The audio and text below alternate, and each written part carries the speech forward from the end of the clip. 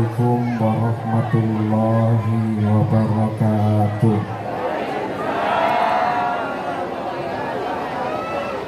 Anak Jember mencari balam, balam dicari di balik papan. Dari dengar jawab salam seperti lansia belum sarapan. Wong jawab salam kok males toh bu, kok ngobrol sendiri. Assalamualaikum warahmatullahi wabarakatuh. Waalaikumsalam warahmatullahi wabarakatuh. Insya Allah nggak lama, insya Allah nggak lama bu. Sebentar lagi kita sarapan. Sarapan apa makan siang? Jamak takhir, insya Allah. Alhamdulillah, alhamdulillahil qail fi kitabihil karim. A'udzu billahi minasyaitonir rajim. Walaqad ataina Luqmanal hikmata an ishkur lillah wa may yashkur fa innama yashkuru li nafsihi wa man kafara fa innallaha ghaniyyun hamid. Wassalatu wassalamu ala sayyidina Muhammadinil qail man nasiya sholata alayya nasiya tariqal jannah. Wa qala aidan fi haditsin akhar Allahumma faqihu fid din wa alimhu tawil wa ala alihi wa ashabihi wa mawala la haula wa la quwata illa billah. Wa ba'du, yang terhormat Kepala Desa Bantan yang diwakili oleh Ibu. Mana Bu? Oh Ibu. Yang terhormat Kepala Dusun hadir Bapak, alhamdulillah. Yang terhormat Ketua RT berapa Pak?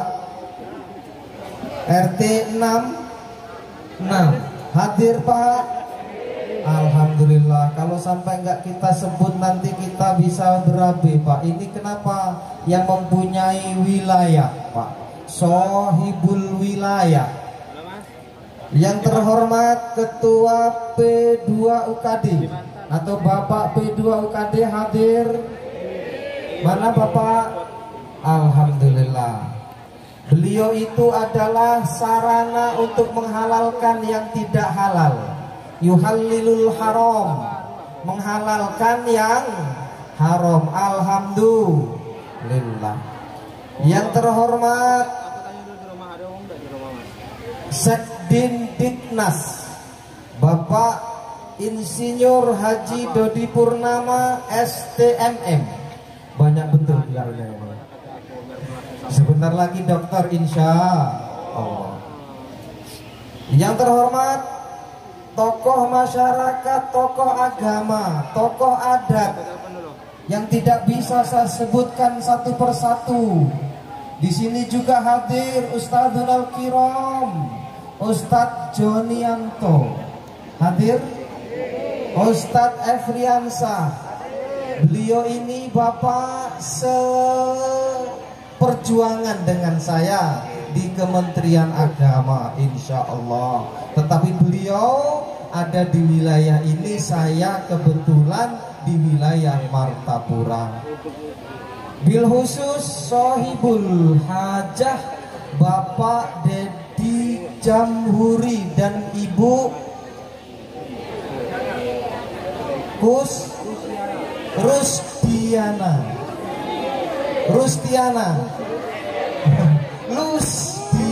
Lustiana. Oke, insya Allah.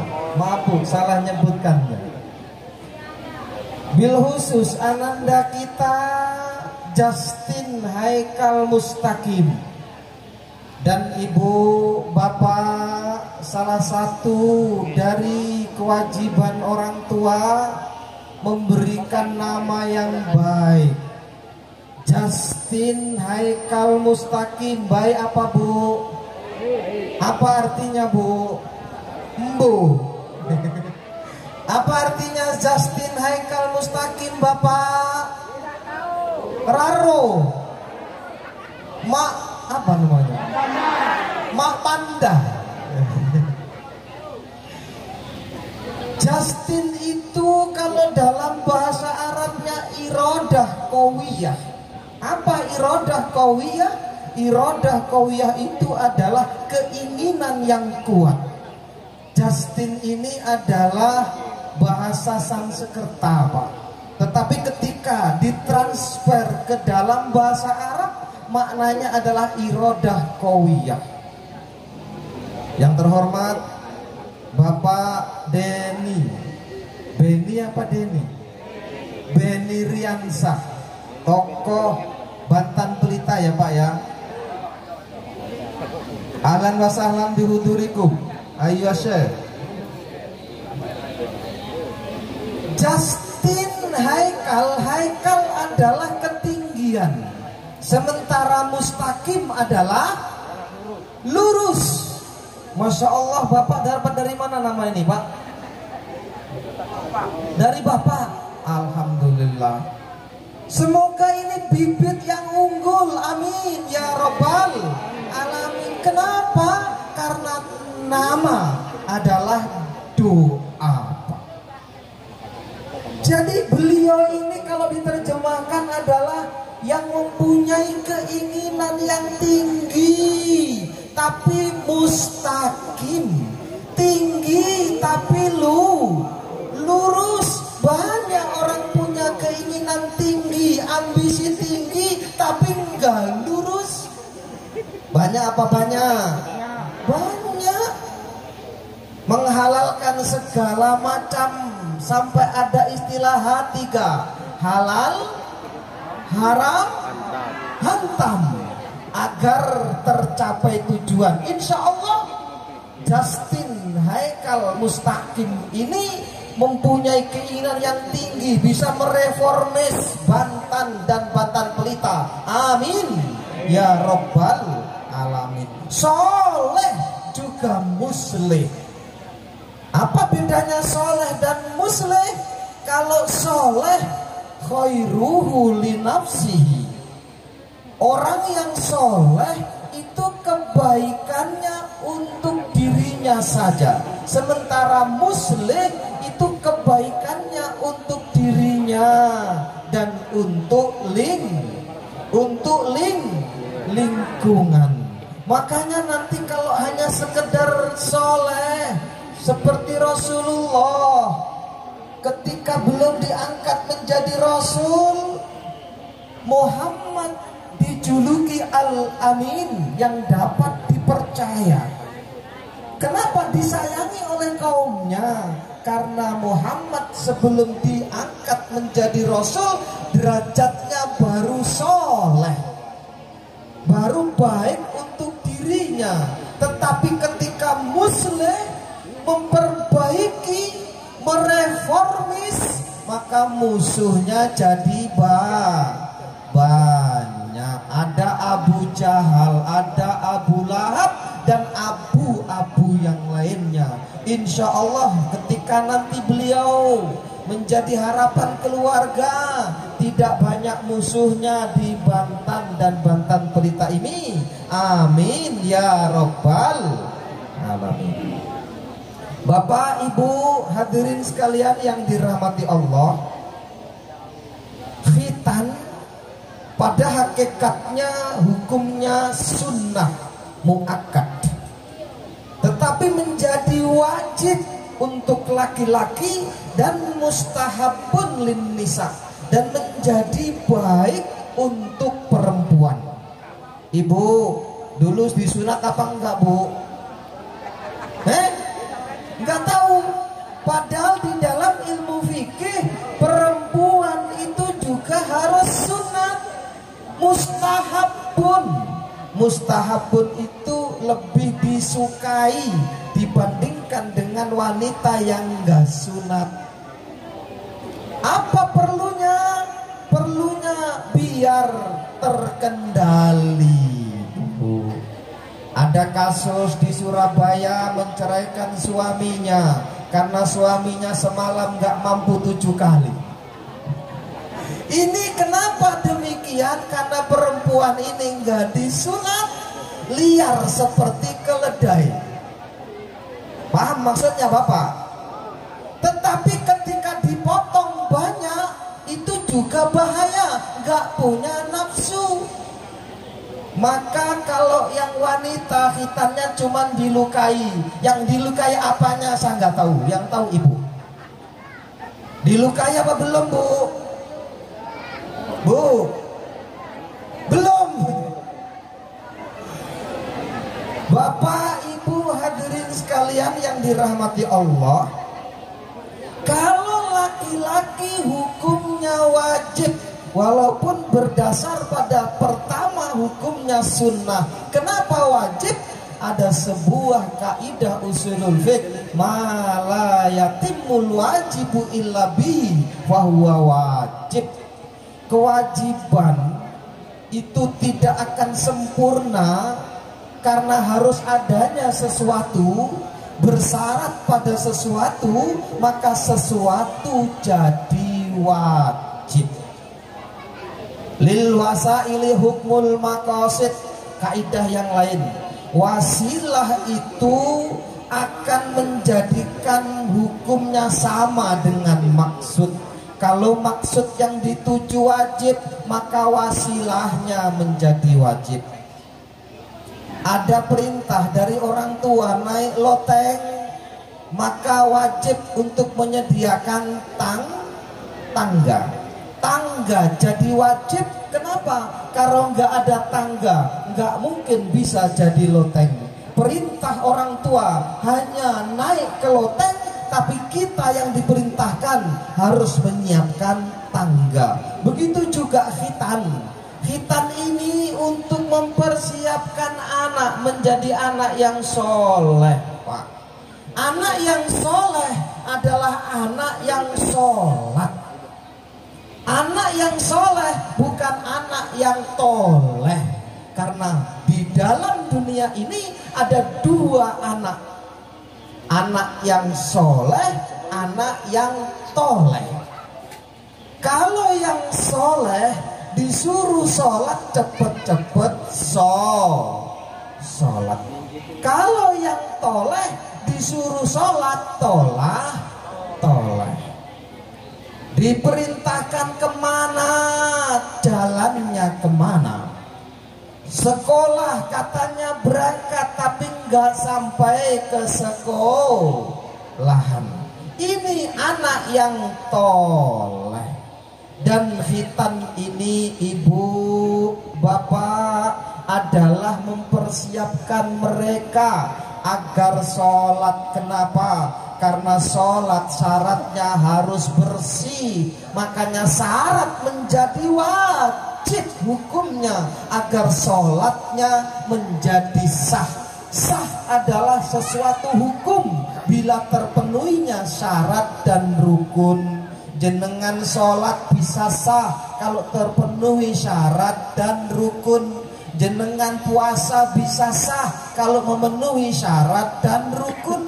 Jenengan khutbah itu bisa nggak sah kalau nggak terpenuhi syarat dan rukun. Sementara sholat itu syaratnya adalah bersih, dan tidak mungkin laki-laki itu bisa bersih kecuali dipotong senapan AK-46-nya itu Pak, ujungnya. Nggak semuanya. Kalau semuanya, nggak kebagian ibu-ibunya.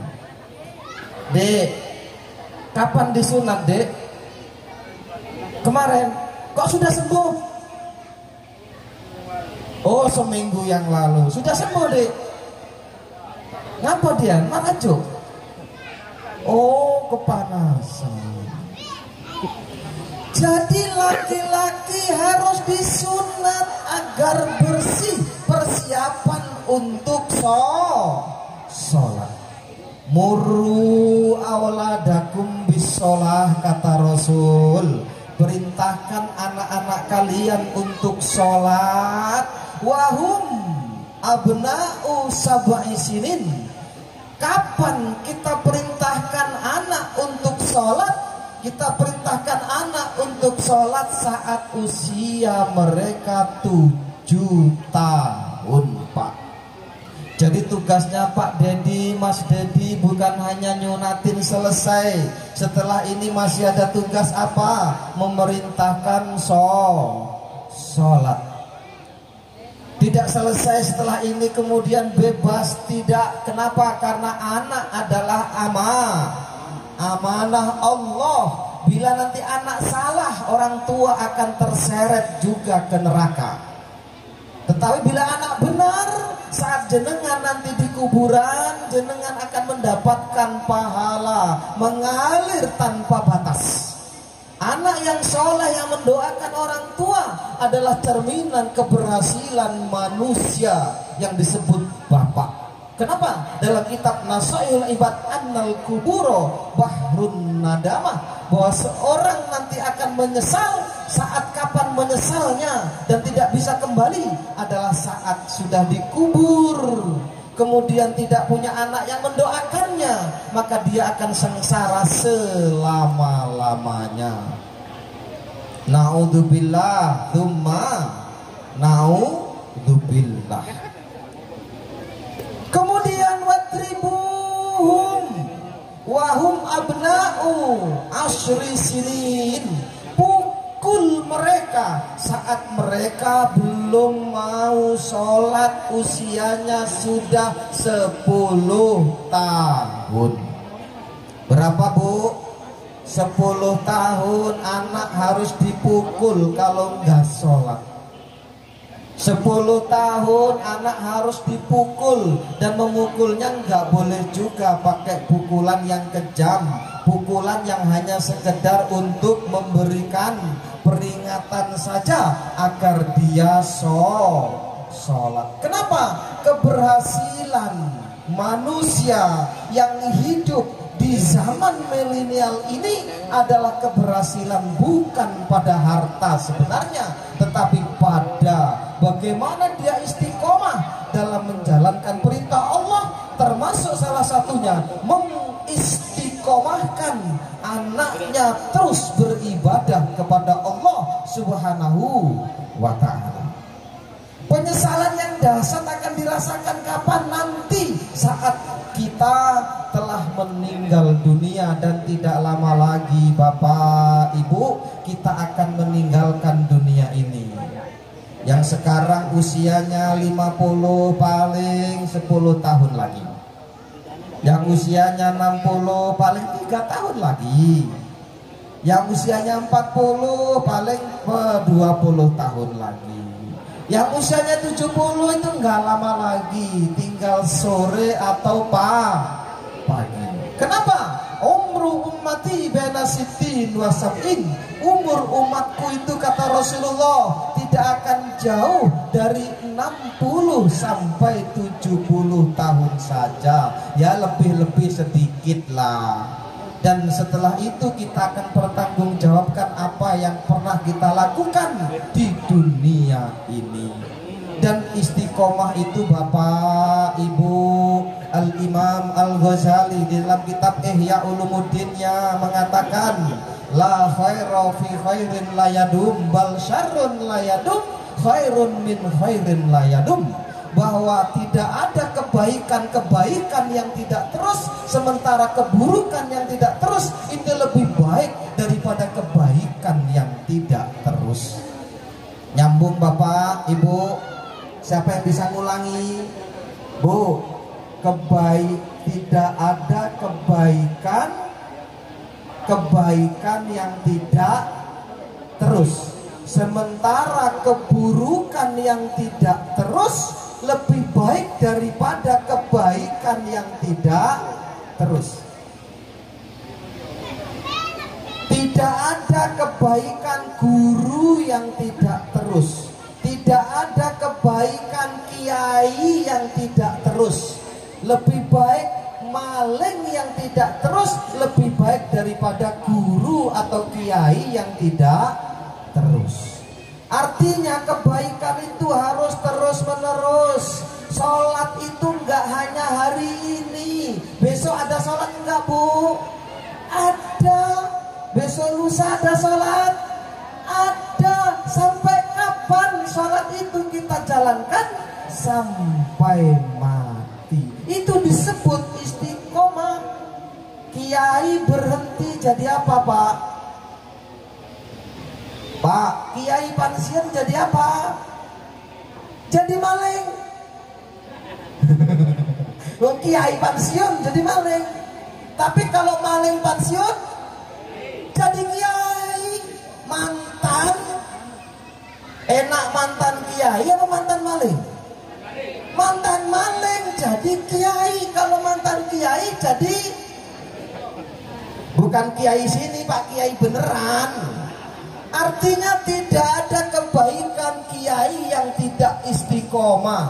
Sementara maling yang tidak istiqomah itu lebih baik dibandingkan kiai yang tidak istiqomah. Luar biasa Bapak Al-Imam Al-Ghazali di dalam kitab Ihya Ulumuddinnya itu mengatakan tentang istiqomah. Istiqomah itu apa ya kalau dalam bahasa komringnya ya? Apa Pak istiqomah itu Pak? Terus menerus. Apa? Istiqomah, mantap. Wah, mantap. Nah, mantap Pak, terus menerus sholatnya mantap. Zakatnya mantap. Kebaikannya mantap. Istiqomah namanya. Dan keberhasilannya seperti itu. Ibu, Bapak, hadirin sekalian yang dirahmati Allah, kita hidup di dunia ini tinggal menunggu giliran ada malaikat maut yang datang ke kita. Dan keberhasilannya adalah saat kita di dalam waktu yang sebentar di dunia ini melakukan kebaikan. Dan salah satu kebaikan yang terus menerus adalah kebaikan yang timbul dari anak.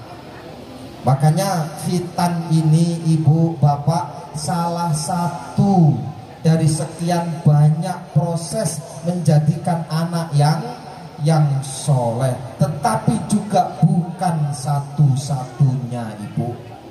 Banyak proses agar kita menjadi dan punya anak yang soleh. Bahkan Abul Aswad Ad-Du'ali ini tokoh nahwu dan sorob, tokoh grammarnya bahasa Arab, kira-kira begitu.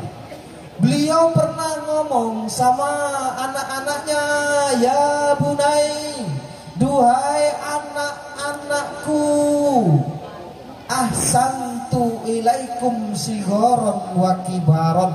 Aku telah berbuat baik kepada kalian saat kalian masih kecil, saat kalian sudah besar. Wa qabla antuladu, dan aku pun sudah berbuat baik saat kalian belum lahir. Perlu kita ingat bagaimana caranya orang kok bisa berbuat baik padahal kita belum lahir. Anak-anaknya Abul Aswad Ad-Du'ali cerdas, lalu bertanya kepada bapaknya, ya abati, duhai bapakku, kaifa taf'alu dzalika, bagaimana mungkin kamu bisa melakukan itu? Kaifa tuhsinuna qabla an nulad, bagaimana mungkin hai bapak engkau bisa berbuat baik kepada kami sementara kami belum lahir? Lalu apa jawaban Abul Aswad Ad-Du'ali? Ikhtartu minal ummahat malam tusabbuna ilaiha. Aku telah pilihkan seorang ibu untuk kalian agar kalian tidak menghina dia, tidak menemukan cacat dari ibumu. Artinya apa? Anak yang soleh itu lahir dari rahim yang baik. Ibu, bapak punya bibit yang unggul, misal bibit padi yang unggul, ditanam di tempat yang gersang, kira-kira padinya subur apa enggak Bu? Enggak subur. Bibit bibitnya jelek tapi ditanam di tempat yang subur, kemungkinan subur ada enggak? Ada. Contoh Nabi Nuh. Nabi Nuh ini seorang nabi pilihan Allah yang hidupnya 1000 tahun.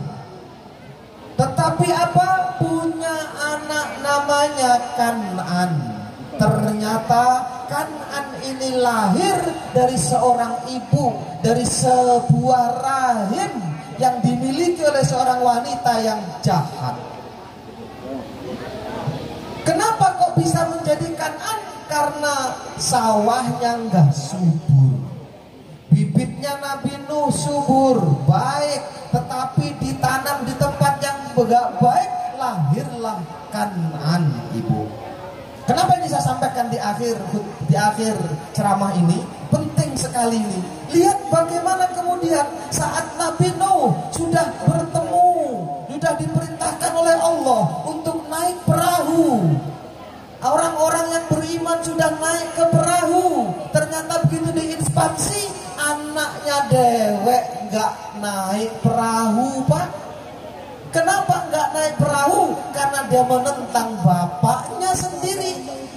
Ya bunayyar kam ma'ana, diabadikan dalam surah Hud. Ya bunayyar kam ma'ana fala takum ma'al kafirin. Hai anakku, naik kapal sini, jangan engkau bersama orang-orang kafir. Apa jawaban anak durhaka ini? Sa'awi ila jabalin yaksimuni minal ma'. Aku akan naik ke gunung yang tidak mungkin air sampai ke sana. Coba Pak, kenapa demikian? Karena dulu Nabi Nuh salah memilih jodoh, Pak. Jadi jodoh itu sangat penting. Insya Allah Bapak Dedi Jamhuri tidak salah memilih jodoh seorang istri bernama, tadi lupa saya. Insya Allah akan lahir duriya yang bagus, akan lahir duriya yang baik, yang menjadi reformis. Beda dengan Nabi Ibrahim. 3 menit lagi Pak, sudah ada yang lihat jam masalahnya. Insya Allah nggak lama Pak, 3 menit lagi. Ada cerita Nabi Ibrahim. Nabi Ibrahim punya ibu namanya Umaylah. Siapa Bu? Umaylah. Bapaknya siapa namanya Bu? Oh macet Pak. Bapaknya siapa? Bapaknya Nabi Ibrahim Pak? Siapa? Oh, ini perlu sejarah berarti Banten ini Pak. Sejarah Islam jangan cuma sejarah yang siapa? Michael Jackson aja. Perlu sejarah Islam. Siapa bapaknya Nabi Ibrahim? Kata yang tahu ini. Coba siapa Pak? Azar. Oh, Azar ini orang kurang ajar. Ibu, bapak, kenapa kurang ajar? Setiap hari dia membuat patung. Yang patung itu dijual. Pagi dijual supaya disembah patung itu. Kurang ajar nggak kira-kira? Kurang ajar. Berarti bibitnya jelek, tetapi punya istri yang solehah. Namanya siapa tadi? Loh, lupa lagi. Masya Allah. Siapa Bu? Umaylah. Ingat Bu, ditulis Bu. Umaylah. Umaylah ini seorang yang solihah, perempuan yang solihah, perempuan yang terima, perempuan yang baik, perempuan yang gak ribut, perempuan yang selalu baik dengan tetangga. Begitu dibuahi, disiram oleh Azar yang bibitnya jelek, karena dia ini lahan yang subur, lahirlah Ibrahim. Siapa Ibrahim? Pertama yang mensyariatkan khitan di dalam banyak sejarah. Ternyata ada sejarah yang melebihi itu. Ternyata khitan itu sudah ada di zaman Nabi Adam. Nazar, tahu Allah, jika engkau ampuni aku, kata Nabi Adam, dengan dosa yang pernah saya lakukan di surga, hingga engkau turunkan kami berdua ke dunia ini, jika engkau pertemukan aku dengan istriku, aku akan potong sebagian dari tubuhku. Ibu, Nabi Adam diturunkan di mana, Ibu? Nah, nggak ngerti pula wong Banten ini. Masya Allah. Bapak, Nabi Adam diturunkan di mana, Bapak, di dunia ini? Di mana? Kok mereng? Jauh amat. Mekah, bukan India, Pak. Perlu sejarah wong Banten ini berarti. Perlu pesantren, Pak, sini, Pak. Insya Bapak setuju nggak kalau dirikan pesantren sini, Pak? Tepuk tangan coba. Alhamdulillah, Pak. Tinggal action, Pak.